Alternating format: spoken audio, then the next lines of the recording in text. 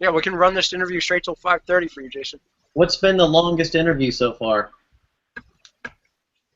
Joe Case, maybe hour and a half. Oh, Joe okay. Case was the longest. Hey, we're live now, guys. Oh, We're live. Hey, everybody. Hour So, and a half's easy. We can do that. yeah, we were just trying to decide who was the longest so far. So, Ben, you want to introduce Chris while I let everybody know that we're live? Yeah, so thank you everyone for coming again to another hangout. We are going to be talking to Chris Morgan, Morgan Pipes, and also on the other little box down there, you'll see Jason Dagner. So we are going to be, we have like some questions that we normally ask, and then we always have the Instagram questions that we follow up with. And any questions that you have during the interview, just kind of pop them into the chat box, and Rena will ask those as we go along. We're going to do a giveaway at the end, and a couple of giveaways at the end, some really cool stuff. And Chris, we actually always start off with what we're smoking. So I've got my trusty Vaughn pipe, and I've got some Orlik Golden Slice here. Cool. Chris, what do you got? I've got the Red Ribbon Okay. from McCraney's in a Bones. Very nice. Jason? Oh, sorry, I'm not paying attention. That's okay. No, I was going to do an Instagram photo of this. I'm doing it right now. I'm smoking my Bones pipe that Chris gifted me when I was in California at his house hanging out. And why don't you guys guess what I'm smoking? Did you already tell us? Well, I got it from you. Bat with a hat? Bat with a hat. Really? That's close. Yes. Bat with a hat is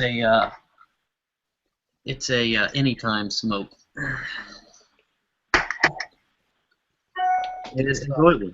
It's good stuff. All right, so we'll start off with You want to? what? What am I forgetting? No, go ahead. Okay. Sorry. Okay, Chris, you ready? Ready to go. All right. How did you get into pipe smoking? What's the story? My grandfather smoked a pipe when I was a kid, and always liked the smell of it in the house. So he kept a pipe at my parents' house, and it was in everyone has that bottom drawer that has all the unmentionables in it. So it was always it was a pack of cigarettes from my great grandfather, and then there was a pipe, and I want to say it was half and half in the bottom drawer. And I always would play around with the pipe when I was a kid. And then one day in high school, I kind of just picked it up, and we were doing a bonfire. And at that point, I was already past my we'll call it my alternative smoking days, and wanted to still enjoy the bonfire. So I grabbed a pipe, picked up some mint chocolate Cavendish from a local shop, which was disgusting. And pretty much just smoked it on and off for the summer, and then got kind of tired of that and quit because I was smoking the wrong stuff.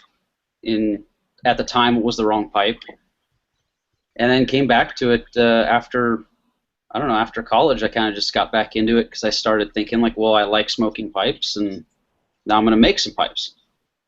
So that's pretty much how it went. So when you got back into it the second time, what did you do different? I kind of relearned how to smoke a pipe and make a pipe at the same time. It was really helpful. I think the big thing is finding the right tobacco. That's the first thing that turns people off. They get a pipe and they're like, oh, look at this, really sticky cherry blend, or something like that. Now, for some people it works. Like for Jason's dad, he loves the cherry stuff. The amount of extra sugars and stuff don't bother him. But for most brand new smokers, they're going to puff it too hard. They're going to smoke it way too quickly, and it's not going to give the desired effect. You know, they expect that, oh, this smells great, it's going to taste the way it smells. That's totally not the case with most things. Sure. So I think it was just mainly finding a new blend. You know, I got back into it with what you're smoking there, Orlik Golden Slice, and now I'll say this sort of as a disclaimer: age that stuff. You know, give it at least a couple of years and then go at it. You don't want a fresh tin of Orlik because it's just I don't know, it's too fresh. You know, I think that's how I felt about it. It was just the first time I had Orlik, I was like, this is way too fresh. So I was able to find a tin that was a couple years old, and it was a totally different experience. Interesting. So when you went around the second time and you enjoyed it a little bit more because of the tobacco, where did the idea come in to make your own pipe? Like, how did you make that transition? I think it was kind of the same how a lot of guys do it. You know, they want to buy a pipe that sort of represents their style and what they're about. And at the time, I had a what they called a university briar, which was basically a basket pipe. And then I bought a Peterson Shannon, which really wasn't that impressive. And then I figured I'll make something. You know, I want to make a pipe that I can enjoy, and it turned out looking terrible, and I sold it. But I think the desire to have more control over what I was actually smoking, I think that's what really got me into it again. You know. So, did you have a background with craftsmanship or woodworking or anything that made that easy to get into? Yeah, in high school I did a lot of ceramics. I did a lot of mixed media art. I was always tinkering around with stuff as a kid, you know, building things and you know, whittling. Being in Scouts, there's a lot of time for whittling things, you know, around a campfire. And it kind of came from that. You know, I always grew up with men that had a lot of tools and knew how to do things, and I think a lot of that sort of bolstered my desire to do it. You know, it's like, well, I can take a knife and a piece of wood and start whittling, or step up and get a file or sandpaper, and I think it was a very natural progression for me. You know, it was sort of the next step. I came back from college, didn't really want to get into anything else. Nothing really interested me, so that was kind of the next step for me. And what are we talking, like, how many years back was this the first time you made a pipe? My first pipe was completed 2006, mid 2006. Okay. Probably. Do you still have it? Is it handy? Can you show it? Yeah. Sweet. While he's getting that, guys, I just want to let you know, because I have the question on Instagram, if you are trying to ask a question and you're watching on YouTube, you need to scroll your mouse up over your video area, and there will be a little box pop up in the left-hand side. You click on that, and it'll open up the Hangout for you to ask questions, and you can give applause and stuff like that. Cool. Rena, you're really good at this. Yeah. This ain't my first rodeo. And I'm really bad at it, so I need her. All right, so this is the first pipe I ever carved. Awesome. It sort of has a sort of tree of life carving in the front. Do you want to draw my next tattoo, Chris? That's what my next tattoo is. So Chris, do you ever go back and smoke that? You know, I don't. It was sold to a friend, and I finally got him to let go of it about a year and a half ago. And I had to make a significant contribution to his pipe collection to get this back. Wow. So I ended up making him something, made him a really, really big, he's a big guy, so I made him a really big billiard. And that sort of brought him off, and I got it back. And then I just recently actually got a lot of these back. I didn't have them for a couple years because I sent them off to George Debos to have him, clean everything and fix stuff on them. But that university briar, this is the first pipe that I bought. And I'll smoke this once in a while, because this is kind of a neat little pipe. And this is the first pipe I ever smoked. And this was that one in the drawer that I told you about. And before it had a stem that was about half the length, and it was chewed to hell. So I had George remake the stem. The one from the drawer from your father? It was at my parents' house. This is my grandfather's. Or grandfather's, yeah. It could have been my great-grandfather's, because both of them smoked pipes. So I don't really know. It's a cool pipe, though. It's an old, let's see, what's the brand? Shalom Unique. Good pipe, though. That's awesome. Yeah. So, Hey, I thought this would be cool since you guys are in an awkward delay pause. yeah, go. Path 4Gene is watching us right now, and he posted it on Instagram, so I'm shouting him out. Nice. He's got a picture of it. Okay, I'm done. Nice. Hey, Chris Platicus has a question. You ready for that one? Yep, go for it. He wants to know if he can get in on that first pipe there. Can he buy it from you? No. You sure? There's no price? No, Chris has enough of my pipes, damn it. I think the correct answer is always make an offer. You know, my offer would be obscenely high, and I don't think I would even do it. If you offered me, this is going to sound terrible, but if you offered me like $50,000, I'd probably sell it. Wow. It means that much. It's hard to explain it. You kind of have to look. I mean, look at anything you've done for 10 years, right? You know, it's like, okay, here's a perfect example. Rena, you have kids. So your kid's baby blanket. It's on that level. You know, like there's nothing that you would ever do. I mean, the only way you wouldn't have it is if you, I don't know, had like a house fire or something. Like it's that special to you. So that's kind of how I feel about it. Yeah, sentimental, completely. Yeah. Oh, I'm going to interrupt Yeah, you go again. ahead. Chris just said, Chris, now I'm going to get really confused with the Chris's here. You can say Flaticus, that's fine. Well, he changed his little thing here, so I'm trying to follow the edict. So the pipe you just showed, he said Tinderbox sold those under their own name as well. Bernie Hochstein's company. I'm probably butchering that last name. Mm-hmm.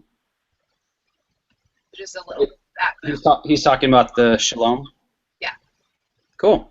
Good to know. Raina, can I ask you a question? Yeah. Yeah. Got a guy named Weed Snagger on Instagram wants to know how he can watch it. Do you just go to the Tobacco Pipes YouTube channel? Yeah, you can go to our YouTube channel right now, and it'll be live there, or you can just go to bit.ly/Morgan Pipes, and it'll bring everything up on Google. I'm not typing all that shit in. I just put in go to YouTube Tobacco Pipes channel. Yeah. It's the bio link in our Instagram feed right now too. I didn't know I had a Bitly. That's cool. You have a custom Bitly. You're special, Chris. That's sweet. All right. So what do you think? And this, I feel like I'm jumping a little bit, but what do you think makes a good pipe? First and foremost, the wood, the briar.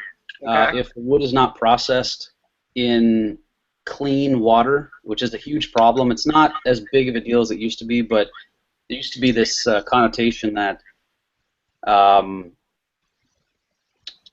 that Grecian briar was bad, and that's not necessarily true. It's just that the sources that were available, let's say 10 years ago, a lot of the Grecian briar just wasn't boiled properly, or they would use It's sort of like when you go to not McDonald's, but when you go to like a burger joint and you get fries and they taste like crap, it's actually not the fries, it's the oil, because they just don't change their oil. And that's kind of what the processing situation is with briar. You must use clean water, or else it won't remove, you know, a lot of the tannins and stuff. The tannins are what create that acrid, bitter smoke a lot of times. Now, a close second would be drilling. Primarily stem drilling. You know, if you have a lot of turbulence that's caused by ledges and step downs in your drilling, if you're not using a taper bit, potentially you could get a lot of moisture issues. You know, I was always taught that inside of a pipe, your draft hole can be left or right. I mean, for aesthetic's sake and for high grade sake, that's never allowed. But if you're making your own pipe, if you have it go off to the left a little bit, you know, maybe a couple millimeters, it's not going to change the smoke drastically. Up or down is a big deal. So if your airway is too high, you create a sump at the bottom of that bowl. If it's too low, you create a sump at the bottom of that bowl that you're actually drawing off of, which draws a ton of moisture. So those are the big two, is drilling and wood. A close third would probably be, I would say probably the, you know, user error. You know, what tobacco are you choosing? Are you choosing something that just doesn't agree with your palate? I know, you know, I can smoke most Englishes and I can smoke most Virginias, but if I smoke something like, you know, like a fresh Orlick blend, it just shreds my mouth. You know, and it's a biochemistry thing. You know, your mouth is different than someone else's, and you're going to be able to handle things differently. Now, Jason can smoke stuff end to end to end, and he's usually okay. Same thing with Flaticus. I can't do that, so I have maybe a pipe or two a day at most. I got a leather tongue. Yeah. See, I can't pull that off. I wish I could. It'd be nice, but you know, and then it's puffing cadence. You know, do you just freight train your pipe? That will screw your mouth up for most people. So all of this stuff that you've pointed out, you've had 10 years to figure it out. What was the learning process like, and what did you do to kind of figure all that stuff out as you went along? Well, you know, honestly, when the Briar cigar was developed, I learned a lot. You know, you learn a lot about thermodynamics. You learn a lot about, you know, moisture travel and how things work, how heat travels. And I think that kind of lent a lot of experience to the pipes that I made after that. Prior to that, I was following, you know, the main rules. Use good wood, drill it properly, and you'll be fine. But that's not always the case. I mean, I have high-grade pipes in my collection from other makers that really don't smoke that great, and I still don't understand why. I mean, it could be anything. You know, you look at it like a giant puzzle, right? And if one piece is missing, the whole thing gets screwed up. And there are too many variables with pipes. You can have consistent makers, but there aren't very many of them. You know, it's one of those things where every single pipe this guy makes smokes perfectly. Yeah. There's too many variables to guarantee something like that. So, I mean, really all you can do is handle what you can handle. But how do you figure this all out when you're starting off 10 years ago, when YouTube's not as popular, or even what resources did you have to figure all this out? Networking with people that I felt were, you know, experts in the field. I can't say that I've trained with anyone. I mean, I am self-taught, but I also can't claim that it was all me. I mean, I had a lot of help from a lot of people. Primarily, you know, talking to guys like Nemo, you know, having a close friendship with him and learning what makes good briar and what to look for. You know, talking to guys like Greg Pease, you know, learning stuff from the tobacco side. Flaticus, you know, is a buddy that I picked up a couple years ago, who's been a wealth of knowledge. I mean, I refer to him as the librarian, you know, because any question, he'll have an answer for it. But on the pipe making side, I would say, you know, I learned some things, and I picked up some info from guys like Jeff Grasick, Rad Davis here and there, you know, Pipe Makers Forum, stuff like that. Just little tips and tricks, but by and large, it accounts to screwing up a lot of pipes before you get trial and error. A lot of trial and error. Yeah. Do you have a favorite pipe that you've made, whether for yourself or for a customer or just in general? Do you have a favorite that stands out? Well, the Calabashian smoke box for AJ, I think, was probably my favorite that I've made. And if anyone's wondering, most of you have seen it, but if you're wondering, go to morganpipes.com and click on the specials tab, which is, it's not supposed to say specials, it's supposed to say special projects, but there was some conflict in where to put the tab, so we just hit specials. And that was a pipe that I did sort of in conjunction with AJ Brockman, who's an artist in Florida, right? JC's in Florida. Yeah, he's down in Palm West Beach. Palm area. Yeah. And he made a painting for me, and I made a pipe for him. Now he has a muscular atrophy disorder, so he doesn't have full use of his limbs. So he basically has like his pinky, and he digitally paints on a tablet and creates these amazing masterpieces. Yeah, and Rena put that in the blog. Yeah, the picture, if you want to see the picture, you can see it in one of the pictures on the blog hanging over Chris's head. That's amazing. Unbelievable. Yeah. Or the painting, I think, is more amazing than the pipe, for sure. Well, I mean, I was referring, I guess to both, but I saw the painting, and that, I was referring to the painting. That's amazing. Yeah. Mm-hmm. So I have a question queued up here for you, Chris. You ready? Go for it. All right. Ohio Pipes says, aside from having control over what you want to make, what's your favorite part of being a pipe maker?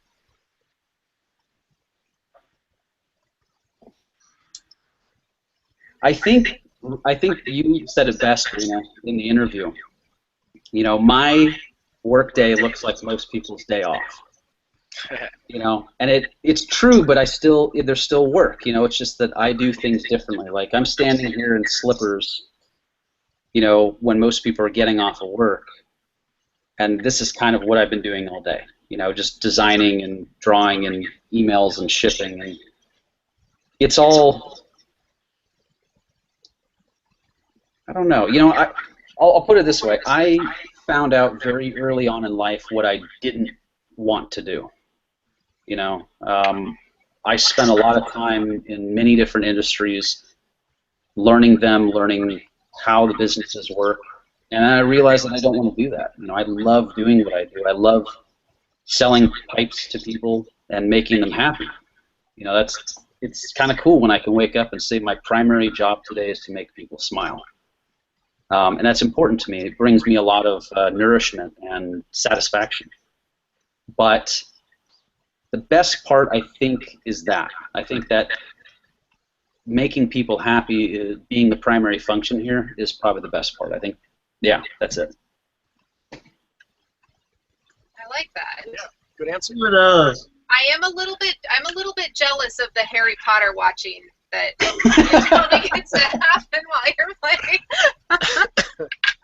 Well, we're on to Star Wars now, because I've been in the process of buying box sets. So I went from The Hobbit, Lord of the Rings, Harry Potter, and now I'm on Star Wars, and I'm trying to find another series. I have stuff running in the background all the time. I'm just not always paying attention to it, but the Harry Potter is very productive. You know, it's.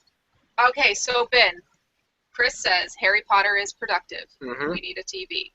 Yeah. You got it. Whatever I Chris have it wants. running 24/7 in the shop, just on loop. Nice. Hey, Chris. Yeah.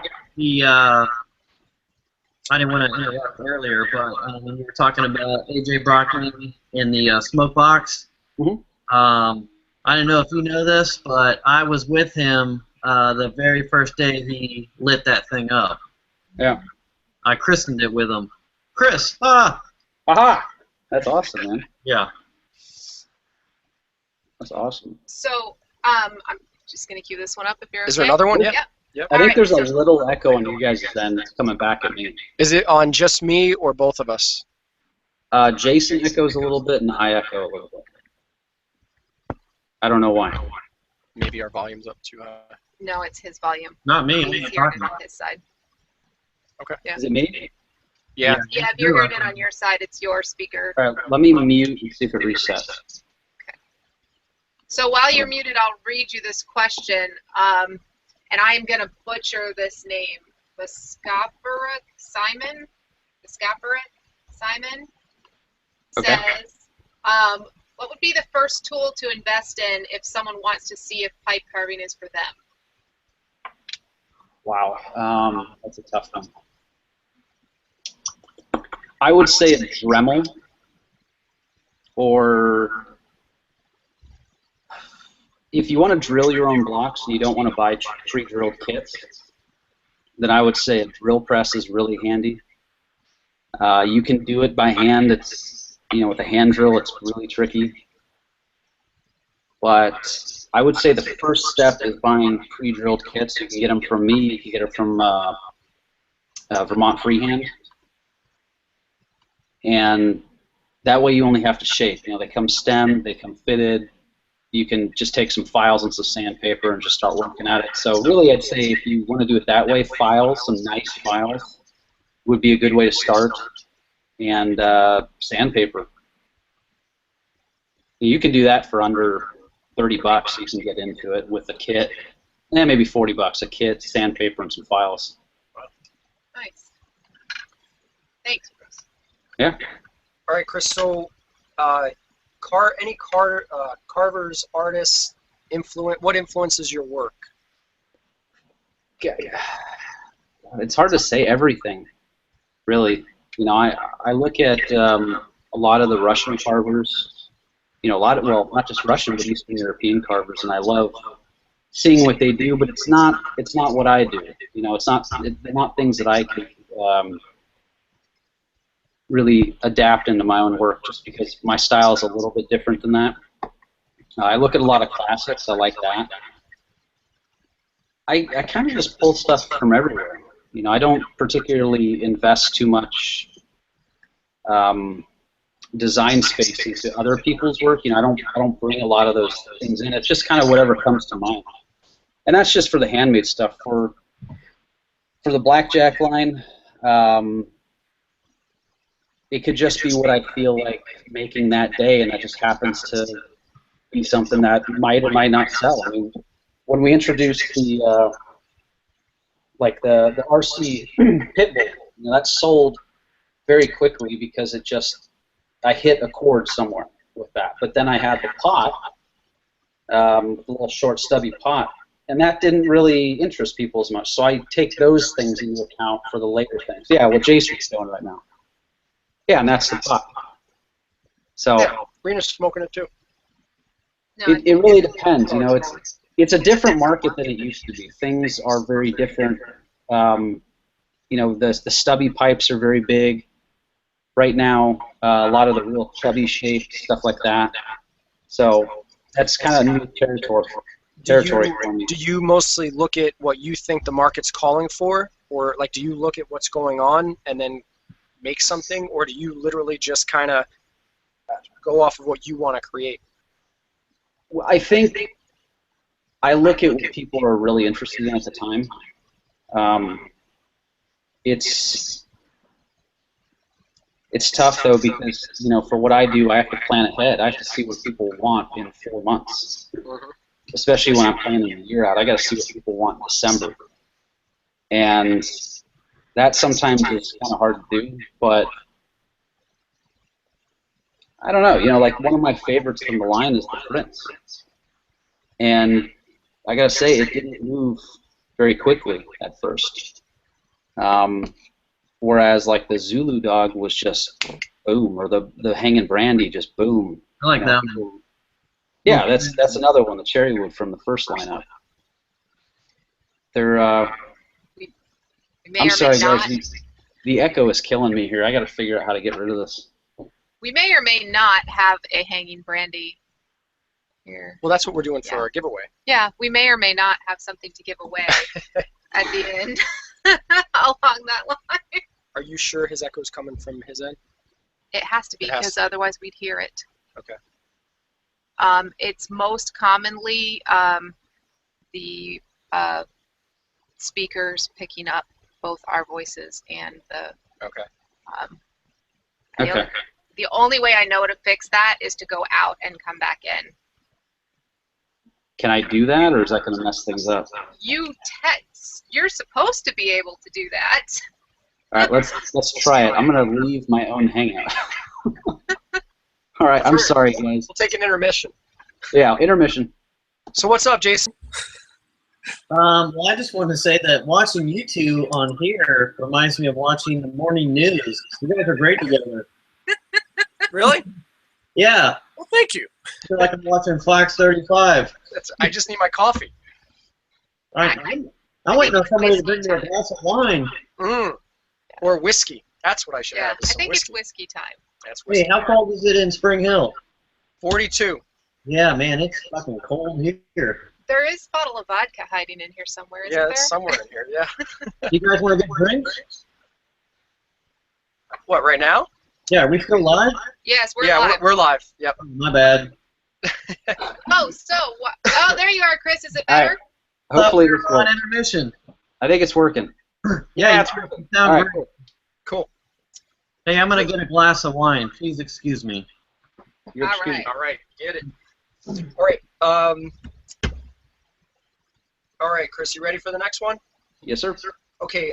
Is there anything that you would want your customers to know about your work that maybe they don't always get that you don't get a chance to tell them, or that you would want someone from the outside to understand, what it's like from your perspective? Yeah, I think without getting too deep into it, and this kind of rolls off another question that I heard today. We do this for a living. I personally do this full time. That's a question that I get constantly. Do you do this full time? I've been doing it full time for about 8 years, with a few jobs in between to kind of take a break. And I think that that's not always understood as much, I guess, in this field, because it is a niche market. It happens a lot in the pipe market or the knife market as well. People think, oh, well, you probably have a day job because there's no way you could possibly make a living off this. And I guess the thing that I would want people to understand, not just for myself, but with a lot of other carvers, whether it is their full-time job or maybe it's just a part-time fun thing that they do, time needs to be compensated. If you're going to do something, it's very important for that person's livelihood and the continuation of their respective sport, whether it's knife making, pipe making, blacksmithing, ceramics, whatever, that sort of the pricing thing is understood and taken care of respectively. And I haven't had a lot of this on my account. It's mainly just from things that I've heard, but I think it's important for people to realize, especially with this big maker movement that's going on, that money be spent with people that truly appreciate it. People that are working to put. I saw a quote one day about this. It was, when you spend money with a small business, you're not helping a CEO buy their third vacation home. You're helping send this person's kids to soccer practice, or play team sports, or buy the person's daughter a dress for their prom or something. I mean, it's very important that we kind of all pull in and keep our not just our investment or money, but also our interest within the makers group. Sure. So I guess that's one thing. But me personally, I'm pretty open with what I do. I like to explain to people that I love to do this. I could choose to do other things. I'm not pigeonholed, especially being in the area that I'm in. I'm not pigeonholed into just making pipes. If I didn't love it, I wouldn't do it. Period. And I think that's about it. Do you that leads into some? Do you since you have the skill set? Do you ever take on any other projects or do anything else for any requests for making anything Outside of pipes? outside of pipes? Yeah, sometimes. Like, I'll just do little things like turning projects, or I've done cigar holders. People have asked for those. Just outside of that, I will be, and it probably won't be this year. It'll probably be next year. But I will be starting to blacksmith as well. Wow. So I'll be getting into axe smithing and tooling. And that's what made you decide to even take that change of path? I believe in lifelong learning. It's kind of one of the, I mean, it's kind of idealistic, I guess, but it's something that I've always felt. You should never stop learning skills. Not only does it, you know, obviously increase your aptitude for doing various things, but it also enables you to be a teacher down the road for someone that wants to learn something that's been lost. You know, there's one blacksmith in town, and he's a farrier, so all he does is horseshoes. There used to be other types of blacksmiths down here, but it's slowly becoming, you know, lost over time. And I kind of like to bring that back. I mean, I used to do knives here and there. I do pipes. I brew beer. I have grown tobacco. I like to garden. And now I want a blacksmith. You know, Don't tell me you're going to start knitting. Huh? Don't tell me you're going to start picking up knitting. I do know how to sew, which is, I guess that's something people don't know. I do know how to sew. Everybody should know how to sew. It's important. I admire the heck out of it because I'm not skilled in much of anything, so I really admire what you do. Thank you. Ben can put stuff together, bookshelves together really well. Like IKEA stuff? Yeah, this stuff behind us, I can This put this stuff together. behind us, we put a lot of this together. 1 out of every 2 shelves have an error, but other than that, I can put them together. I would get through maybe one of those, and then I'd break something. Yeah. Intentionally. Like I get so frustrated building that stuff because that's not how my brain works. You know, I'd rather actually make it myself, simply because I have a hard time with schematics and directions. So I have a huge queue of questions, so you want to go through some questions, Let's do it. Chris? let's do it. By the way, on 4 different platforms. You guys are making me work super hard tonight. So, all right, let's take this one because it's related to the last question Ben asked you. Ohio Pipes says, how does a partnership like the one you have with Brandon Brooks work? How would it get started, and what do you look for when you're looking for partnerships like that? I don't necessarily look for partnerships like that. They kind of just happen. Brandon is a really good person, first and foremost. He's a nice guy, and he's trustworthy, and that's why I choose to work with him. And I'm big on that. I will specifically not do business with people that are just not easy to work with, regardless of the financial gain. With Brandon, he's got a cool finish, and you know, I wanted to sort of help him sort of widen his opportunities in that regard, you know, so he has more to offer, and I probably haven't made a dent in what he already does anyway, but I basically send him the unfinished product for blackjacks. I just send him the blackjacks. He does his thing to it, packs on his margin, and sells it like a retailer would. And that's pretty much it. I mean, it's per basis or per instance. Awesome. So, do you have more? Yeah, can Okay, I go through some of these? So we're jumping all over the place. We're just gonna do the best we can to No, do it. I'm in the ballpark. That's how my mind works. So just to let people know who are watching, if you're waiting for your question, I have a huge queue of like 20 questions, so I promise we will get to them. Just be patient. Apparently people really want to pick your brain, Chris. That's fine. I'm here. So Michael Bradley asked earlier today a foodie question, probably just for me because he loves me. If Thomas Keller were to smoke a pipe and asked you to make a pipe for him, what pipe would you make him? And what dinner would you recommend he make before he smoked it? Thomas Keller. Okay. So I think what I would do, I would probably make him. This sounds like a dating game. This is tough. This is tricky, and he actually told me about this ahead of time, so I had time to think about it. But I would probably make him a very something like this, probably like a really elegant diplomat or something like that. And what would I want him to make? I would want him to make peanut butter and jelly.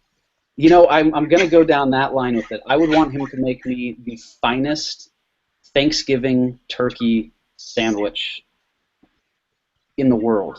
Somewhere Thomas Keller is crying. That's what I would. No, but I would want something.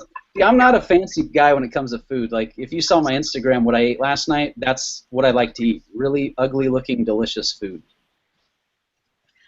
For those of you who don't know who Thomas Keller is, just in case we're getting too out there for you, you can Google him. But he is the chef at the French Laundry, which is possibly one of the best restaurants ever to be in the entire world. And he would probably cringe at this question, but I love it. I just think it'd be funny to have him do something mundane like that. You know, like gravy, turkey. It would probably be the best damn sandwich you ever ate. Oh yeah. I'm sure. I mean, I could very easily make it easy to say, yeah, I want some foie gras, and you know, that's not me though. I don't do that stuff. I'm simple too. You're gonna keep rolling with these, or should I throw in? I'm gonna keep rolling Okay, yeah, go. if I can get this to open. All right, I'll ask a question while she's looking. Actually, I want to ask this one before I forget. So, when you're in your workshop, and you know you've spent hours on a pipe or a stem, and then something doesn't go the way you want it to, or you have to discard the pipe or start over again, how do you take out frustrations? Do you throw the pipe? Do you punch a punching bag? Do you take a shot at tequila? What do you do? I know. Okay, so there's kind of a thing with that because it's happened before. It's happened a lot, and it kind of nowadays I will flat out shut off everything and leave. I've left stuff running and left. Like things have gone really apeshit, and I've just walked out of the garage and just left. Like left the house? Yeah, like just straight up left. Like at my other place, it was in the garage, and I had a pipe come off the lathe. It was almost ready for finishing. It was perfect. Came off the lathe and went into the wall. Yeah. And almost took me out in the process. And I didn't shut off anything, which you should never do. And I just left. And I came back like a half hour later. I went for a walk. What do I do? I mean, normally I'm kind of weird when I work because when I'm really on a roll, it's usually very late at night. I've usually had a few beers, and my mind kind of out to lunch, and that's when I really get the best work done. I generally don't make mistakes when I'm in that kind of zone. But when I'm trying too hard is when I make mistakes, which is also when I get really frustrated. And generally, I'll just stop what I'm doing, and I'll find something else to do. I'll go on a bike ride, I'll go on the trails. Now what I'm doing, which I haven't had to use this, but I'm getting into archery. So I just go throw the target out on the lawn, and I'll just fire off a few arrows and relax like that. So what is your, when you're working your environment, so it's usually at night, you usually had a beer or two or more. 5. Or 5. Is there, is there... No, at 5 is a little too much. I can't work under that kind of... Okay, so some beers. Do you have music blasting? Is it quiet? TV on? What's the environment like? Yeah, I have music. In fact, I recently picked this up. I'll show you guys this. Alexa, play Pandora Last Station. Getting the last Pandora station you listen to. Meets the Twilight Radio. And I'll just have that going. Wow. Alexa, pause. That's my cool little new toy. It's the Amazon Echo. I highly suggest you get one. I'm so jealous. It works well? They're amazing. So bad. They're, when they first came out, I thought they were stupid. And they had a Black Friday deal at $150, and I snagged it up. It is literally the best $150 I've ever spent in my life. Does it know your voice right out of the box, or it has to train? It knows everyone's voice right out of the box. But the more you talk to it, the more it'll train, and it'll do complex equations, which is weird. It'll tell you when a specific actor in history died. It'll tell you jokes. It will. I mean, it's really quite amazing. The kind of stuff. It'll play Jeopardy with you. Wow, so it's better than Siri? Oh, it's 1,000 times better than Siri. But that's kind of. I'll have that going, and it'll be night, and I'll just be working, and I'll just zone out, and I'll spend 8 to 10 hours out here, and I'll forget what time it is. Ben, the Vape and Piper wants to know, all right, Ben, Chris, the Vape and Piper wants to know, where is your Sierra Nevada torpedo tonight? I haven't had dinner yet, and I have a very strict rule. It is dark, so I'm there, but I have a very strict rule of not drinking till the sun goes down, and usually not till I have dinner. So, yeah, I should mention to you guys that most of us over here on the East Coast, it's like nearing 9 o'clock, but Chris is out in California, so it's, you know, it's still fairly early there. Yeah. You have to have, and that's kind of an interesting thing, I guess, that most people who don't do a job like this is that, and I know Jason has to deal with this too, is that you can literally party 24/7 if you really want to, and still run a business.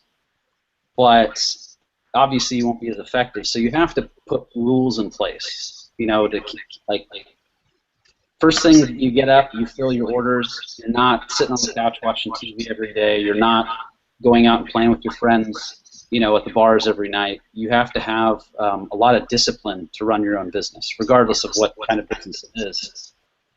And I mean, I'm here by myself. I could realistically drink all day and still kind of get some work done. So I have to have rules. Yeah. So Typhoid Mary had to go hack up his lung, apparently. He's had sick family in his house, so, but he'll be back. I've been sick and my throat is starting to... Typhoid Mary, I like that. Yeah, he's trying to bring his germs all over. I'm better now. Yeah, sure you are. Are you back? I think I'm back. Are you good? I think so. All right. Okay. You still going, or should I throw one in? You can throw one in. Okay. I'll try to keep my answers a little shorter. Sorry, guys. No, we're going to go till 5:30. Okay. That's what we're going for. We're going to keep Jason up all night. 5:30 in the morning? All right. What is the and then some of this may be redundant, but what's the hardest part about making pipes? Stems. Okay. Well, two-part. I mean, finishes are difficult depending on what you're trying to attain, but stems are usually the most tedious for people. I like it because I like the meditative part of it. You know, I don't really enjoy the drilling and the shaping as much, but I like stems because it's a finite process. It must be a certain way. The finish is kind of the same thing. There's a little bit more leeway, but I really do like just sitting there and zoning out and focusing on, you know, an area that's the size of a nickel just to get it perfect. So I'd say that's my favorite part. I have a question that I'm sure you're going to love, Chris. Go for it. Don Juan the Piper wants to know if you're ever going to make a Bones Briar cigar for the cheap bastards. I cannot answer that, unfortunately. It's possible, I guess, at some point, but for now, I have to. I'll tell you why. This is why I probably can't do it. If it was just retailers, it wouldn't be a big deal, but because I have a distributor of that product, if I was to offer that product at such a low price, A, it wouldn't be able to be distributed, and B, I might piss off the distributor. So there's politics, unfortunately, when you start getting your stuff passed around the world. But it's possible. Not a definite no. Anything is possible, right? That's right. All right. Is that all of them? For Really? now. Well, for now. Okay. So as we're running down on the questions, if you guys want to type, is it called the chat? Is that what we're calling it? In the Q&A. So if you are so if you joined us recently and you didn't see this at the beginning, if you're watching on YouTube, you need to scroll your mouse up over the video part. Ooh. And YouTubers, the what? YouTubers, what's up? YouTubers. Yeah, Yeah. it's not a normal YouTube video. On the left-hand side, they'll when you put your mouse up there, there'll be a box that pops up with a link that you can click on, and that will allow you to ask questions and give applause.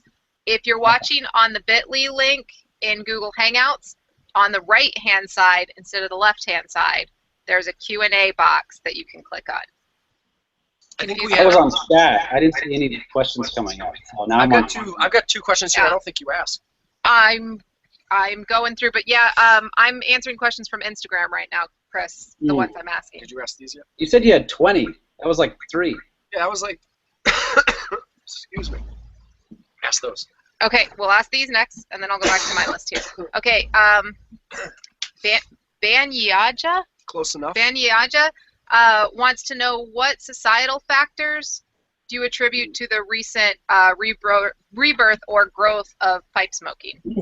I actually saw that pop up about a half hour ago, so I've been thinking about that, and I think in conjunction with what I had said earlier about the maker movement that's happening, I think there's a desire just on a global scale, or on an American scale at least, to kind of go back to keeping the money in, you know, the particular community that you're in. But pipe smoking, I would say it's going back to your roots. I mean, going back to what Grandpa did, going back to what Great-Grandpa did. There's a need to connect for most, you know, forgive me for saying, but men, you know, as a general group, they feel like we need to connect. There was someone that made a comment about this, and I forget who it was, but they're saying there was a certain transition to men not being maybe allowed or safe to do the things that we used to do, you know, congregating as men and sitting down at the pub and drinking beer, or you know, hanging out and smoking cigars, or whatever, you know, these days. And I think this is kind of it's a little way of doing it. This is our nail salon, or going to get, you know, have a spa day or something. This is kind of our bit of that. And I know you smoke pipes, Serena, so this isn't necessarily directed at you, but well, if you think about it, there are a lot of places where women can congregate and it's totally acceptable, but for men it's a little hazier, you know. I think that's part of the contributing factor. You know, having the community, having, you know, it's sort of like it's a worldwide social club, in a sense. I would say that's it. Maybe the internet, I mean, is allowing everything to move at a faster speed. Oh, yeah. And connect instantly. Yeah. I think I can actually talk for a minute. I'd like to ask a question. Oh, sorry. My voice was shot there for a second. Path Forging asked, what was the first shape you ever made? And I think we established that with the first pipe, but I don't even know what that would be. Maybe an apple with a lot of other stuff going on. Okay. A freehand. We'll call it a freehand. Freehand. Okay. The process when you're planning out some of your work, would you consider it spontaneous, or are you an extreme planner? Kind of both. If I'm just making something at my own leisure in my shop, then it's usually spontaneous. If I'm making a commission, then it's usually pretty planned out, unless the customer just wants something from me. You know, sometimes I get commissions where people say, I don't care what shape it is, make me something, and that's fun. I love doing that. Mm-hmm. And that's very consistent. We get that all the time, saying that when you're given free reign to kind of let your creativity go wild, that's the part that usually, you know, artisan maker enjoys the most. Yeah. I have a follow-up question on that last question from the Smoking Gent. Sure. He says, based on that last question about the resurgent pipe smoking, he's noticed a lot of younger people are smoking pipes now. and that it's become kind of a counterculture. It used to be men in smoking jackets and leather chairs. Now it's bearded men with tattoos. Do you have any thoughts on that? I think Jason might have some thoughts on that. Well, I think Jason might agree with this, but we are now the guy in the smoking jacket. You know, we are that new version of it. By and large, I mean, entrepreneurial spirit. Let's just say back in the day, Jason and I could be sitting in a social club somewhere reading newspapers and smoking pipes with top hats. And we might be working in particular industries. You know, maybe Jason runs a department store and, you know, I happen to own a grain mill or something. We're the new age version of that. You know, the people that you would normally see doing these things back in the day, which would be like the software guys and the heads of industry, they don't really smoke pipes. It's not as common. It's the younger people. We're going to be those old men, you know, in 30, 40 years smoking pipes, and our grandkids are just going to think it's a normal thing again. Mm-hmm. Yes, totally agree with that. Jason, you have a question for Chris? Shit, I got a ton of questions. Let's shoot him one while we're looking through these. Shoot us some. You guys got 20 more to go. Well, we're working on it. We're trying. Okay, well, you know, you guys are on the handy side of it. You know, let's ask Chris some good questions. Motivation. What's your day like? What's the day like at Chris Morgan's house? What time do you go to bed? When do you get up? What makes you think of what you're going to do that day? You have a list before you go to bed. You guys asked the wrong guy to ask one question because I got 30 of them. All right, I'll run you through my day. All right, so basically, and you guys are going to cringe just because I'm not a morning person. I get a lot of stuff done at night. And I've always tried to be a morning person, but I just can't do it. Now, this business affords me that kind of lifestyle, so I do it. I'll get up at about any time between 10:30 and noon. Usually I'll get up and have a yogurt, or I do like a smoothie or something. I'll go out and maybe have a pipe, check out what my emails are, sit outside for a little bit, enjoy the air, go inside, probably brush my teeth, get dressed formally for the day, go back out to the shop, start shipping stuff. Once the shipping's done, usually that's about 3 hours later, I'll start either working on pipes, go out on a bike ride on the trails, get some exercise, or make phone calls and answer emails. Then I'll come back, have lunch, and if there's any other orders that came in recently throughout the day, I'll fill those, bring those down to the post office, and then Paula gets home, we have dinner, and maybe watch a couple shows on TV, or either I'll stay in and we'll watch a movie, or I'll come back out, I'll get work done, hang out on Skype with the guys, maybe work on some pipes, and I could be doing that the rest of the night. I mean, I could be doing that till 5 in the morning sometimes, if I'm lucky. Sometimes I've forgotten what time it is, actually, and I'll be sitting here sanding something, and I look out and it's starting to get light, and I get kind of freaked out. You know, you get that vampire fear, like the sun's coming. So, and I'll go to bed. Sometimes it's 3, sometimes it's 6. Right? I mean, it really depends. So I'll message you and remind you to go to sleep when I'm getting up at 4. Well, I'll tell you this: Flaticus is awake and on his 3rd cup of coffee by the time I go to bed, and he's in Florida. Usually. So I'll talk to him real late at night sometimes. So I've got a couple of questions here from Vapin Piper for you. One that relates back to the one we were on a minute ago.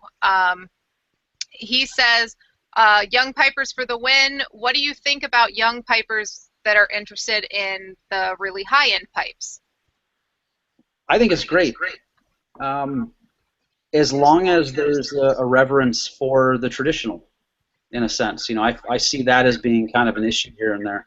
And this is just my opinion, but I see a lot of really young, I know Vapin Piper is I'm missing the name, Jason. Caden Boulan. Say it again. Caden Boulan. Caden, that's right. Okay. I know I'm placing a face, but I forgot the name briefly. But for Caden, I would say, you know, he's a young guy. He has a huge interest in it. I've seen it, you know, he's working with Jason. And I really appreciate that. I mean, I'm a young guy myself, not quite as young as Caden, but I appreciate that people want to get into this at a younger age. But I think there's a difference between reverence for what it is. Yep, yeah, that's what I had in my head. There's a difference between the reverence for the art of it or the pastime, and then there's the other side of it, which is I have a lot of money from, you know, my parents or whatever, or, you know, I have a really good tech job or something like that, and I just want to buy a lot of really expensive pipes and not smoke them. Those are two different sides, which have their own, you know, I have respect for that too, but I think it's a good thing. I think it needs to be done more because it will grow the business. And I guess I benefit from both sides, so I mean, for me, it's fine either way. Yeah, I'm cool with it. Yeah, I think you're okay with this because I said it in the article. I think you've done a lot to democratize pipe smoking because you've got something for people at every level. Yeah. So a follow-up question from Vapin Piper. Oh, actually not exactly the same, but that's okay. So are you always researching what's going on? Do you pay attention to what's new on the market, or do you just rely on what people suggest to you or your own creativity? I keep an eye on a few people, just religiously. You know, I'll be constantly looking at what Kostas is doing in Greece. He's an amazing idea man, you know, and he executes his ideas very thoroughly. I look, like I said, at some of the Eastern Europeans. I look at some of the Japanese carvers. I look at some of the Chinese carvers. You know, they have really cool compact designs a lot of the times. I find that a lot of the high-grade American market falls into a handful of categories, and not too many of those shapes that seem to be the flagship shapes in the American high-grade market fit into what I do. You know, sort of that Danish egg thing. It isn't as much my thing. You know, I like making a lot of different pipes. But I gotta say, I follow everyone on Instagram that I can. I like to constantly be absorbing information and, oh, that's a really cool idea, or, you know, look at what Brandon Brooks is doing, or Jeff Graysick made this killer, you know, blowfish with some awesome bird's eye. I like seeing all of that. I don't know if that answered the question. No, definitely. Absolutely. Awesome. So, what other questions do we have? Was that all the social That's questions? all that I see. I think I got all the questions off of Instagram. But if I'll tell you what, I think I got all the questions off of Instagram, but they're burying. So just in case, if I haven't, I'll give you guys a second. If I haven't answered asked Chris your question, just tag @TobaccoPipes and I'll pull it out again. But I think I got all the questions off of Instagram. Yeah. Yep. Chris, is there anything that you wanted to share that we didn't ask, or? Not particularly. I mean, I could say that I've got olive wood and strawberry wood that's going up on the site if anyone is interested. That's it. I don't know. I like working off the questions. It's kind of fun that way. Jason, anything? I know you have tons, but any other questions that you think would be? I'd skip the questions and just sit here and hang out and bullshit. Okay. All right. That works for me. I think Caden just popped up another one here. Oh, okay. I'm getting the wine. Get some wine. There you go. How do you respond to others and looking down on me?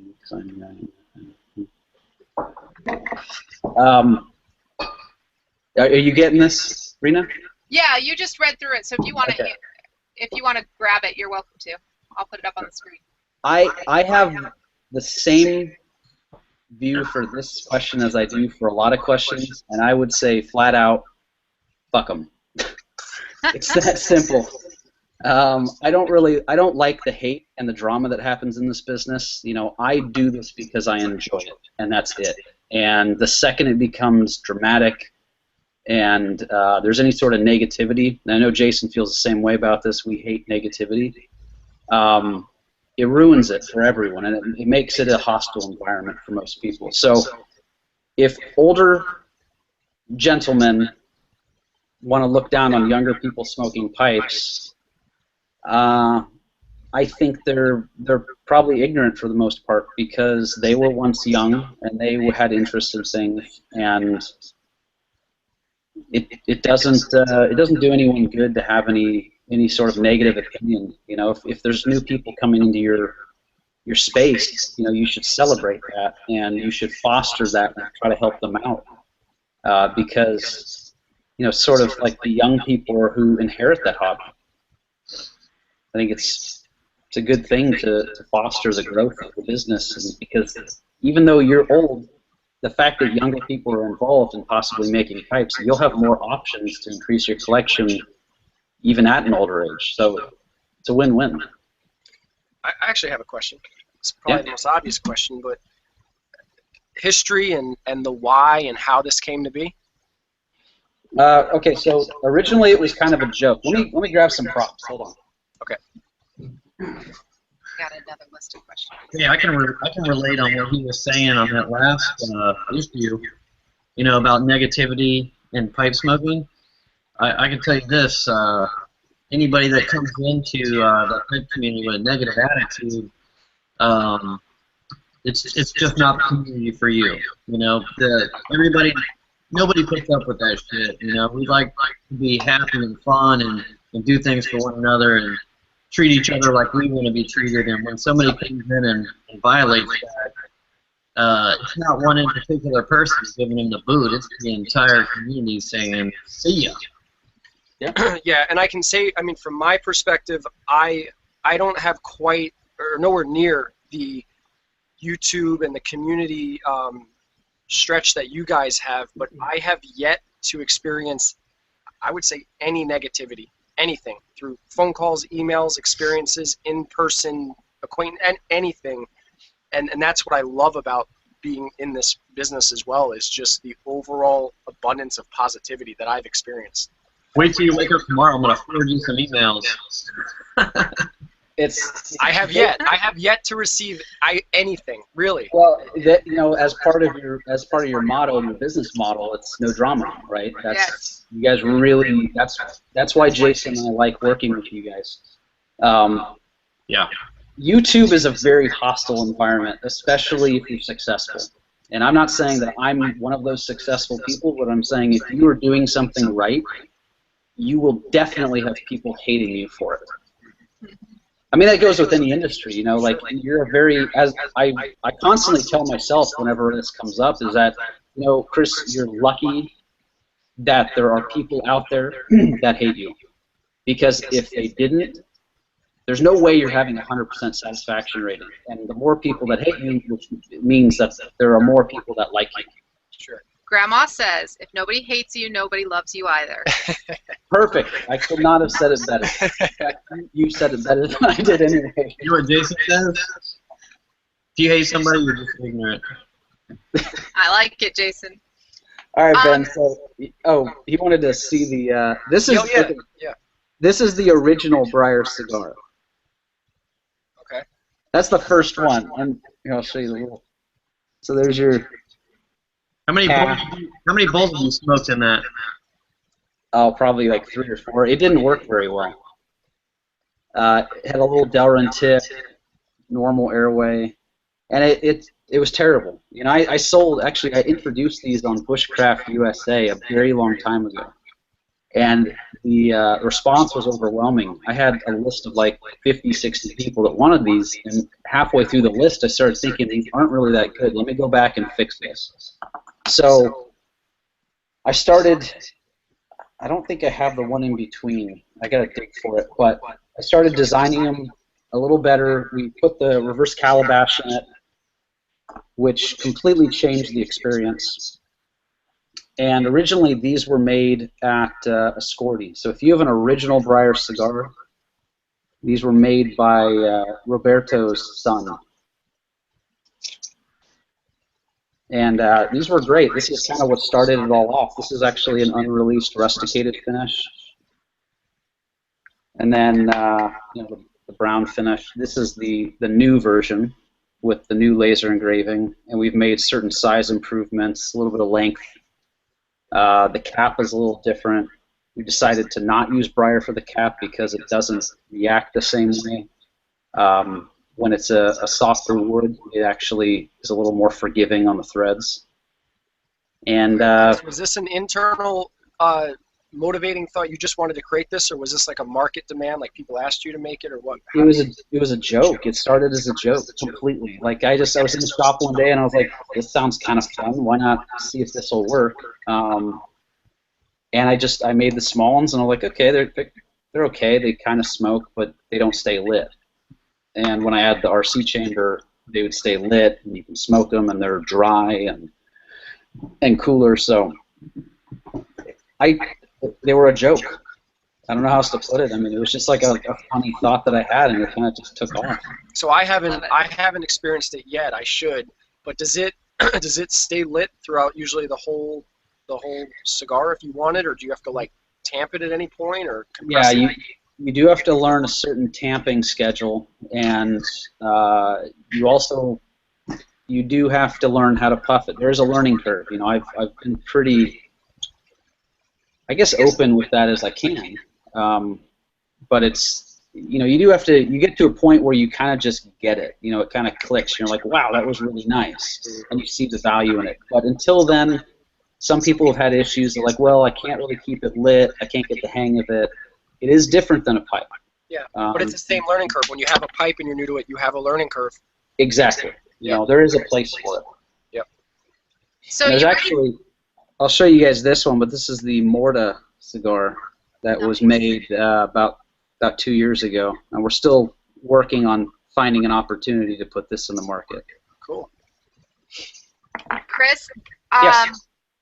I have neglected our fans watching on the Google Plus page itself. Okay. So thank you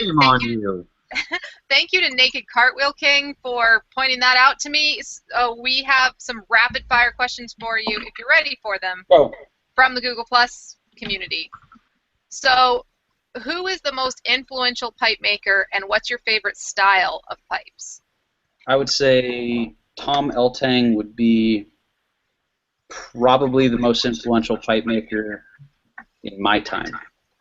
And what was the second question of that? I scrolled it up. Favorite style of pipes?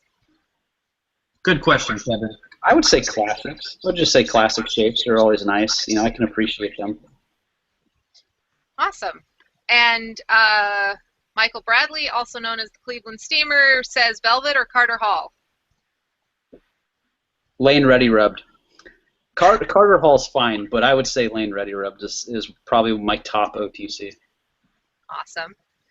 And he also says there's a huge rumor going around that you're going to be in Chicago. Do you want to give any thoughts about this? I will be getting married that weekend. Yeah, I think that. So that's a big no. I have a really good excuse this year.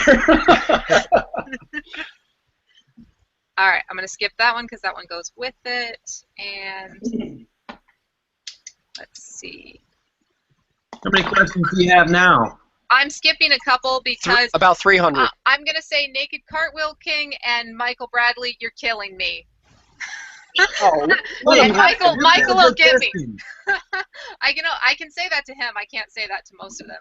And give me some tough ones, Rena. Don't censor it. I want some tough ones. I'm censoring it for my benefit. There we go. Yeah, Katie just said Chris Morgan's getting married at the Chicago show. Pass it on. Hold on, where can I read these comments at? Because I don't have anything popping up on here. It's on the Google Plus page, so if you go to the bit.ly/Morgan Pipes, it'll be there. All right. Just hover over the main picture, Jason, and it'll pull up a thing on the left, and it'll say Q&A, and just click on Q&A. Well, hold on. There we are. I lost the video for a second. So is Stephen Avery guilty or not guilty? Don't know who that is. So I don't know I missed either. something. Who? Stephen Avery? I don't know who that is. I don't know either. Okay. I think they make labels. Oh, Avery labels, yeah. Okay. Office joke? Yes. All right. And one last one from Michael Bradley. What's the biggest misconception about pipe makers? Is the biggest misconception surrounding cost, quality, labor involved? That changes from pipe maker to pipe maker. It really is, you know, it's different for every person. I would say the most common right now, not necessarily for me, but for a lot of new carvers, is how is it possible that this person made 5 pipes on day X and they're all, you know, $250 a piece? That's the big one that's going around, and I can't answer that because I work differently, you know. Cost is never really come into question. I think that my stuff is pretty economically priced for how much time I put into it. You know, on average a pipe is 20 hours. On average I sell it for $300 to $400. That's significantly less than what most people make, at least in my area. So. And Chris, isn't that assuming that's that one pipe? I mean, you could have gone through how many blocks of briar to get to that one pipe? Generally, you're gonna destroy about 1 block per 6 attempts to 10 attempts, just for whatever reason. You might have a flaw. It might the grain orientation might not be right. You might take off a little too much on the lathe. It really depends. Usually it's like 1 for every 10, 1 for every 8, maybe. That's probably a good round number. Oh, here's a clarification for us, guys. Flaticus says making a murderer. That's Stephen. That's the Avery, I think. Yeah. Right? Yeah. Yeah. I watched the first episode and I just couldn't. It didn't draw me into the second one. And 1 here, if that's. Okay. Go ahead. That's all right with you. Yeah. Bring it away. Should we tell him what we're giving away? Yeah. Okay. I want to know. You want to walk this over there, or do you want me to? I got it. All right. So we're gonna bring the pipe over here. This is. Remember, Chris was talking earlier about the hanging brandy. That's Ben. You want to tell him, or Chris? You want to tell him about this pipe? Yeah. Is this yours? Sort of a stubby nose warmer, brandy-ish sort of shape. It's probably the most popular of the lineup besides the Pitbull. So that is one that I don't have in stock anymore. So you can only get it at tobaccopipes.com and I think in Australia. Fantastic. Oh, That pipe reminds me of a stubby 320, but better. Mm-hmm. That's a good assessment. Yeah. So, Thank you. are we doing the 2 together or each one separately? However you guys want to do it. It's fine. Okay, so Big that's blowout. that's one. We also any tin. yeah, Can be. yeah, Okay. I got it. I got you. I Okay, feel you. All right. All right. Like Regis and Kathy over here. That's right. Yeah. You take it. We are surprisingly not related, although when you watch us on these, you might think so. Okay, so we wanted to give away a tin of tobacco. We are giving away any tin that you would like to have. However, we've had a lot of begging and pleading and offering firstborns this week for a particular tin of tobacco, which we have 1 left of. By accident, actually. We were not intending to have 1 left, but we thought it would benefit Hold on. you. Is that my 10? No, not your No. 10. You're not even you are special enough. So, guys, you can pick whatever tin you want, but we think you want this one. Can you see? Yeah. What that is? Yeah. All right. I don't even like Penzance. All right. Chris is on record that he doesn't want it. So don't it's like the Esoterica Penzance. We have 110, 1 2-ounce tin. You know who really likes that is Glenn, Pipe Nutter. He loves the shit out of Penzance. Yeah. I'm a Germain's brown flake guy. and I'm. No, I'll save it. I was gonna give away. I was gonna add to the price pack, but I'm gonna do it another time, I think. Unless you guys need to bolster the prize pack. So, here's how you enter. What do you got there, Jason? Sorry. That's Chris's favorite tobacco. There you go. This is the rarest tobacco in the land. I don't know if I can go through everything that you went through to get it, though, Chris. I might have to, like, barter with you under the table or something. To get it? Did you want to try it? I want to try it, yeah. Okay. Yeah, I'll send over some. I have a tin open here. I can send over some. So, what was it? Okay, on the giveaway. So, guys, here's how you enter the giveaways. You must do this in order to enter. Send an email to social@tobaccopipes.com telling us what your favorite thing from the Hangout is or what you like best about your Morgan pipe. So send an email to social@tobaccopipes.com to enter to win the Morgan Blackjack pipe or the Penzance or any 10 you want. To social@tobaccopipes.com. We will do a live Periscope tomorrow at noon Eastern Standard Time for those of you on the West Coast or elsewhere to draw the winner, and we will do it via random number generator because it's the only way I've figured out to do it fair. So you don't have to be on the Periscope to win if you're not a Periscope person, but join us at noon tomorrow and we will tell you who won. You have until midnight tonight to send an entry. So midnight Pacific time to send us an entry. So if for whatever reason you didn't get to watch live or whatever, you can watch back until midnight and enter that contest. Sound good? Sounds good. All right. Now we can grab these last couple questions if you guys are. If it's up. If you're good for that. Are you ready, Chris? Yeah. All right.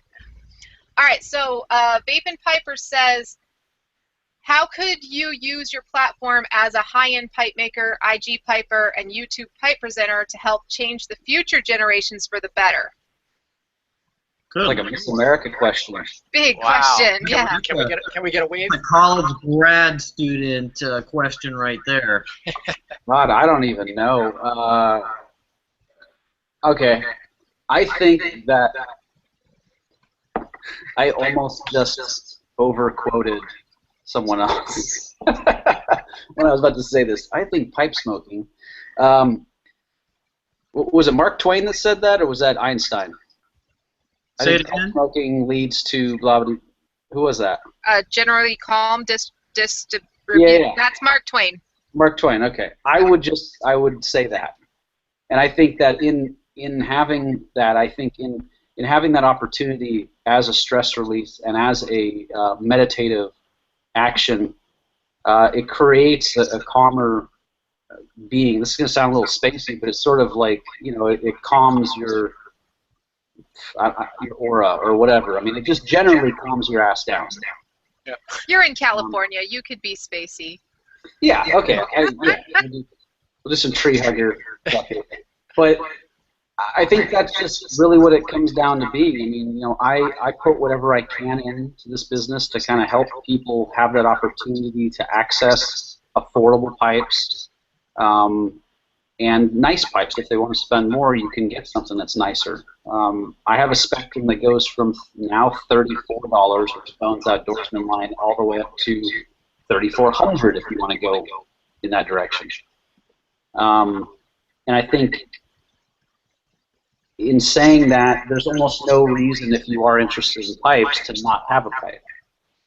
You know, with the added addition of the various other price points in there, and also like Missouri Meerschaum, it's cheap enough to get into.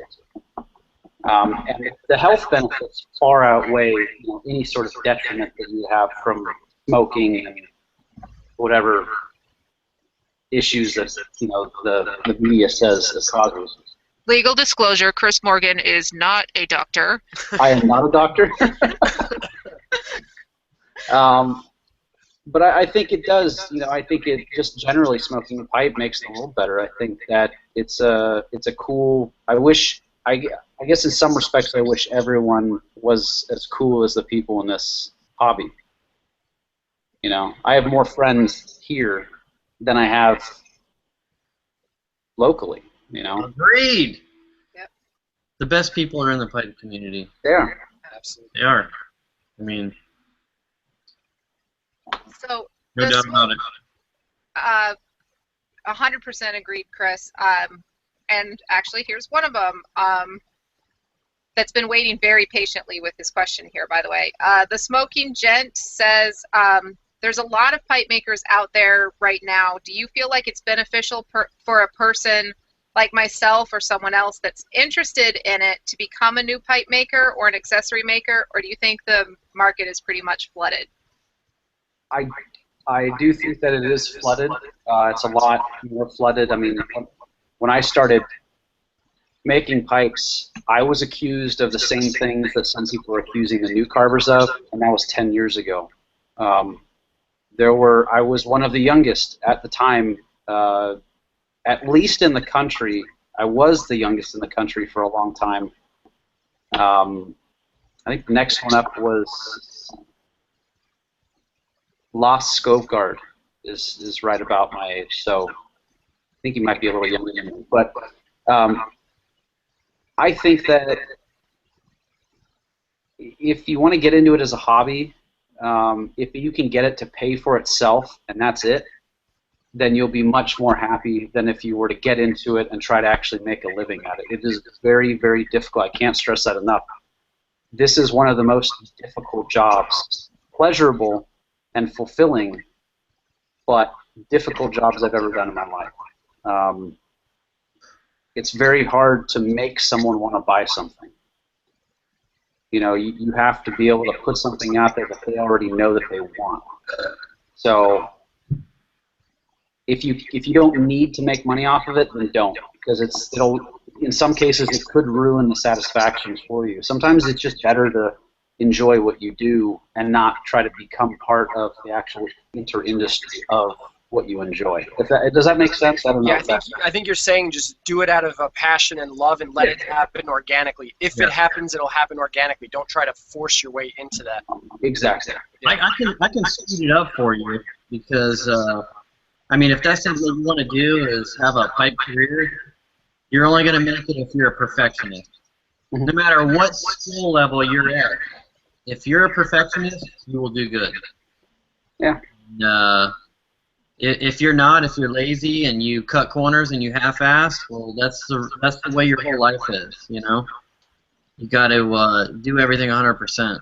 Sure. Yeah, you really have to care about it. You know, there's a lot of respect. I know for Jason definitely, and for me too. There's a lot of respect that has to go into it. You have to pay.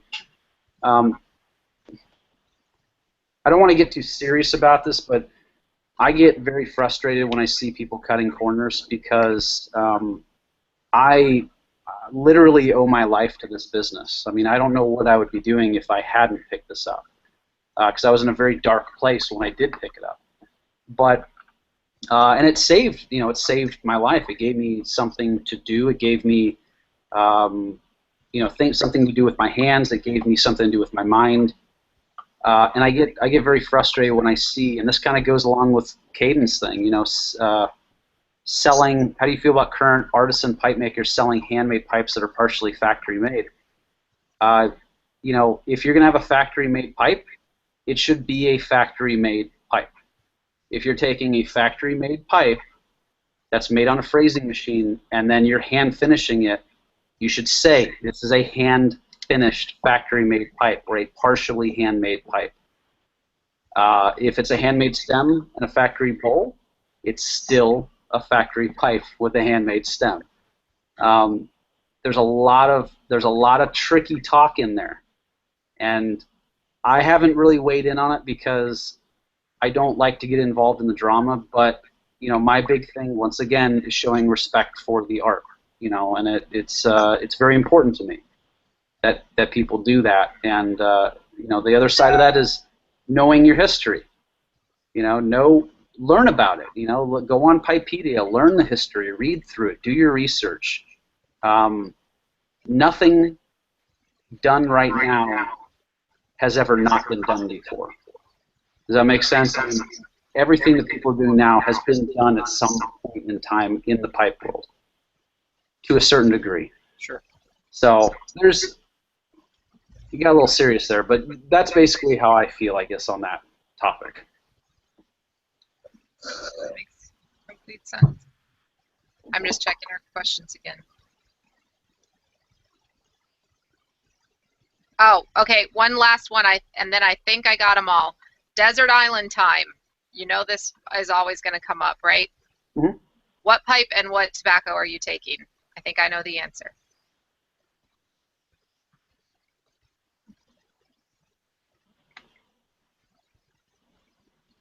And this is like, I can sit down and smoke a pipe. I don't need the portability.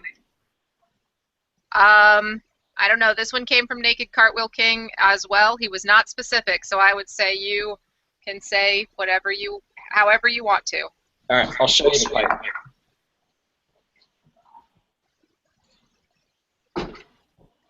I don't want to go into too much favoritism here, but this is my absolute best smoking pipe in my collection that I've ever had. And this is a pipe that Jim DeShane made for me. I cannot have a bad smoke in this pipe. I've smoked it fast. I've smoked wet tobaccos. It's just a tobacco processing machine. So I'd say this or this that I'm smoking now, a Bones, with McCraney's Red Ribbon,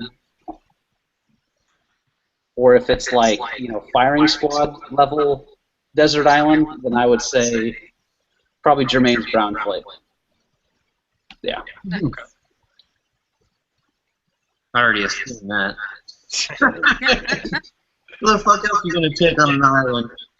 What kind of tobacco does Chris want? Fucking Germain's Brown Flake. Yeah. I was like, I thought we answered that question. Yeah. Well, I don't know. Germain's Brown is the kind of, it's on a different level too. I mean, it's the kind of tobacco you really do have to sit and enjoy. It's not something you can mindlessly puff away at. Unfortunately. Yeah. Because it'll bite the hell out of your tongue if you smoke it too fast. Yeah, you gotta. It is. You know, you got tobaccos that you can just sit there and chug like a train, and then you've got some that need to be sipped and enjoyed. But those are good because they kind of put you in a state of mind where, you know what, you kind of need to sit back, and that's the tobacco to do it with. Definitely.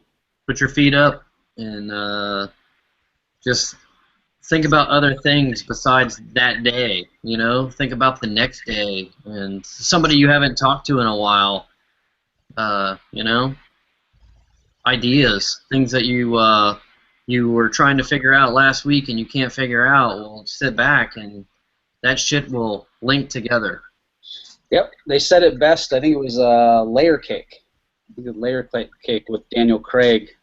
There's a guy in there that says he's taking apart his guns and putting them back together, and he says, you know, it's meditative. You know, sometimes I do this upside down or with my eyes closed, and it's meditative, and it's relaxing the front of your brain so that the back of your brain can, or it's distracting the front of your brain so the back of your brain actually gets used, and that's where all, you know, not geographically front and back, but you know what I'm saying, like your subconscious sort of starts to go to work, and I mean, most people have done it, but you are never more efficient than you are subconsciously.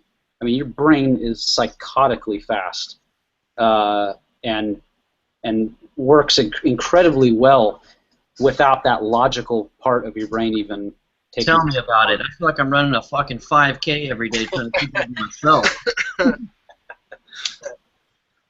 I hear you, man. I know what you're talking about. Oh yeah. It's something, and you know what? You know, we can touch base on this. It's like, you know, we are having a lot of new pipe smokers getting in to the, you know, the pipe lifestyle, and it may take some of them years to actually understand and figure it out. You know, they may enjoy it and the camaraderie and the friendship. But to sit back by yourself with nobody and touch that depth that you've never been to, it's crazy shit. Yeah. Self-exploration, Yeah. That's the quote, by the way. I find it very relaxing, good for meditation. Meditation is concentrating the front of the mind with a mundane task so the rest of the mind can find peace. I love that. Yep. Yeah. Yeah, that's good. I think we have maxed out every question possible. All right. We have more? Well, hold on. I just got a question. So for those of you that are still hanging around that missed the giveaway, yeah, because I got a couple of questions about it. We do have the 2 giveaways, the blackjack pipe and a tin of tobacco of your choice, which is, for many of you, going to be the Penzance. You can't see that very well.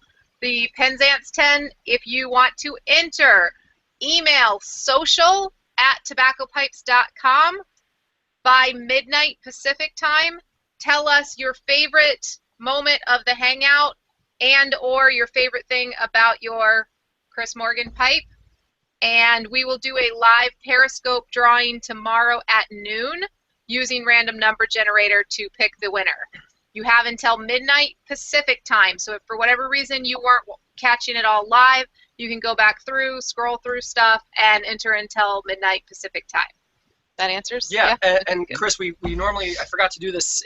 I'm sure everyone knows where to reach you, but where would be, if someone didn't know where to reach you, want to buy something from you or reach out to you, what would be the best place to reach out to you? You can do it on Facebook Messenger. I answer those immediately. Same thing with Instagram. Might take a day because my notifications are kind of funny with Instagram. Okay. Email is probably the best, so chris@morganpipes.com. YouTube is also a possibility. Morgan Pipes at YouTube, or on YouTube. And then if you just want to go to my site, morganpipes.com, all my contact info is there. I think the shop number, phone number is there. I'm always happy to help if anyone has any questions. If they just want to, BS, I may or may not have time to BS at that given time, but I'm always interested in talking. Yeah, I can't get a hold of you until it's 3 o'clock in the afternoon here. Yep. Commissions? Are you actively still taking commissions? I am. Yeah, Okay. The books were closed for a little while I was getting some stuff done. This year's going to be kind of tricky because we're going to be building a new house and obviously the wedding stuff. Yep. So it's going to be a certain amount of lead time with commissions, but it's kind of a get to it when I can get to it thing. And most people are understanding about that, but yeah, books are open pretty much. I have to ask an unrelated question over here because I'm seeing Jason screwing around in the background there.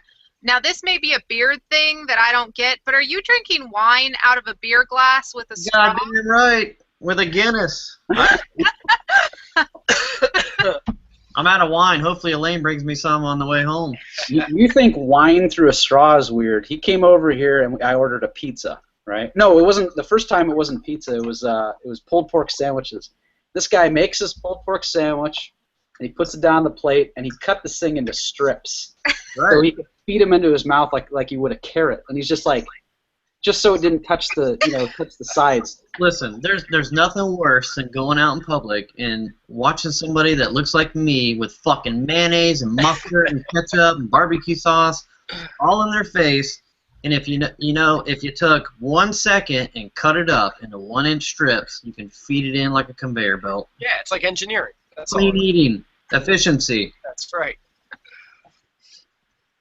Chris, can't thank you enough for taking the time and talking with us and answering questions and just having fun. Yeah, thank you guys. I had a blast. I would be down to do this again. I mean, this was pretty fun. Yeah, definitely. I mean, don't feel obligated to. No. I just think it was kind of interesting because I like answering questions, and usually I get the questions from like 2 or 3 people at a time. But having everyone able to ask questions was kind of fun. Absolutely. And Jason, thank you for coming on board as well. Jason. Yeah, I mean, what are we leaving? What else are we gonna do? What do you got? Somewhere to be, Ben? What are you trying to rush I out got for, two man? sick kids. I got two sick kids at home. Chris, some of us have children. Yeah. I You're know. gonna I learn know. about this probably sooner than you think. I've been getting texts about the kids have been puking, and I'm sitting here smoking a pipe, enjoying myself. Oh man. So, we're doing the 4th? Should we announce that What's that? before we go? 4th? The 4th. All right, What are we never doing? mind. I guess not. I guess not. We'll wait on that. We're not announcing. All right. All right. Anybody, you guys have anything else exciting you want to tell everybody before we go? Keep an eye out for new shapes launching, and you know, there's gonna be some cool stuff coming up here in a couple of weeks. And I don't know if Jason has anything going, but always, you know, obviously keep an eye out for Jason's stuff. I don't have shit going on. All right. Don't look at Jason's stuff then. Just look at my stuff. Yeah, mine will come when you don't expect it. All right. Yeah, Sneaky so monkey. yeah, Jason always kind of throws them out there for people to volley. I like it. Yeah. So we do have something special coming in February. We're not going to tell you exactly what it is yet, but stay tuned for that. And then we will be back. I know what it is. You should probably Yeah. someone coming in February. Yeah, and in March we will be back in this same format with Hector Weeb from Radiator Pipes. Oh, I got something for you guys. Hey, I'm gonna be at Daytona Bike Week. Have you guys been there before? I have. Okay, you want to come there and party with us? I don't even know what it is this year. I will definitely try to make it. It's the same as every year. We're going to be at the Cabbage Patch, March 4th through the 14th, where they do the world-famous coleslaw wrestling with all the ladies. Okay. We'll have a Dagner Pipes booth there, doing pipe meetups every fucking day. Cool. Watching half-naked chicks and a bunch of bikes. And coleslaw. And a lot of coleslaw. It's going to stink, too. But, you know, you guys come hang out for the day, come for the weekend. You can bring a tent, you can camp out. We're going to be, you know, we'll have pipes, tobacco, all kinds of shit. Cool. Motorcycle parts? Jason, do you have your phone in front of you? Yes. Can you check it Oh. real quick? Uh-oh, I'm in trouble. You're not in Yeah, I trouble. know, Caden. I gotta get a beer here pretty It's soon. a question. Sure. Okay, so yeah, we can announce it. Okay. Oh, okay. Hold Yeah. on. Let's not be weird. Let's tell them what you texted me and Okay. what I just read. Well, explain. Our next hangout was on the 4th. Yeah, so our next hangout is on February 4th with Jason, but we have some interesting ideas for that one that you'll have to stay tuned for. But yes, we will be back on February 4th with Jason, and you just may get to give him hell for an hour if you're lucky enough, so stay tuned. I'll take any question unfiltered. Perfect. Yes, and we'll have to put like a legal disclaimer on that one. Rena's loving this. The banker in me is coming back out. I can't help it. Well, I mean, you're filtering it, so if somebody's going to ask some ridiculous, off-the-wall, dumbass fucking question, you can just block and delete them, and that way they'll never be on a Google chat again if they're going to be fucking rude and obnoxious. That might have happened in the past hour. I saw her look down and then look up and like, You're not supposed to call me out She's on always that. in filter mode. that's fine. I'll hear about it later. Yes, everyone who's a Chris Morgan fan, if your question didn't get answered because it was a dumbass question, that's on me, not Chris. Yeah, Sorry, guys. that's the truth. All right. If it just got overlooked, I'm sorry. Yeah, there's a possibility of that too. You can always ask me on Instagram or give me a list of questions and I'll answer them on YouTube. There you go. I'm down. Awesome. Cool. Well, thank you guys. We I'm appreciate it. waiting on Elaine to get home so we can do a YouTube video because I got a fucking note list of shit. Awesome, guys. All right. We're going to end this one now. Chris and Jason, if you want to hang out for just a second.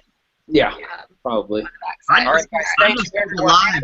Everyone who stayed and Thanks, watched. guys. Appreciate it. Yeah, have a great night. Good night.